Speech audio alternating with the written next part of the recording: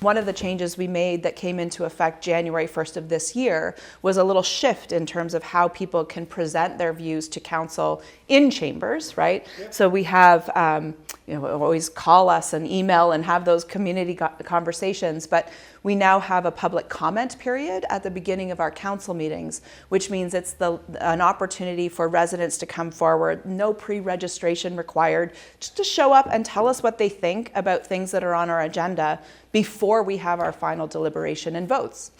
So it's at that moment where they can still influence our thinking or raise things we may not yet have thought of in time for us to consider those issues in our final vote. And how is that going? So far, so good.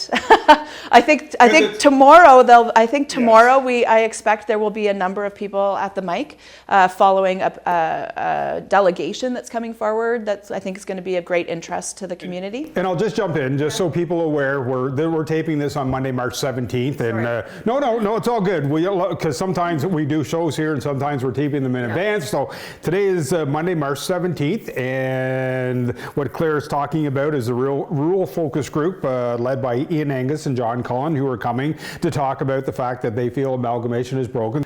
And it's funny what you do here, but yes, there's always those hot topic issues that people, but sometimes there's just a small little concern that's bugging someone that's trying to find a way to get their issue resolved. Absolutely. We set the agenda based on the things, staff work plans, prior council directions, things that we have prioritized. But that doesn't mean we're covering every single little issue. And as you say, sometimes it's a small matter that can be easily resolved. But unless you have an open forum for people to come forward and voice those concerns or ask those questions, they may just not be on our radar. Right? So what have you heard so far during these times of open question in the 3 months that it's been around, or 2.5 months, I guess? Well, we've had some questions about a couple of planning files. People asking, we had some questions at the I believe at the last committee of the whole meeting during question period, we had some questions about implications of recent changes we've made to the municipal property maintenance bylaws.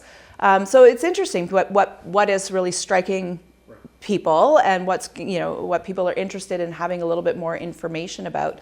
I think the more people can observe their neighbors coming forward and taking advantage of those opportunities to be heard in those public meetings, I think we're going to see a momentum build around that.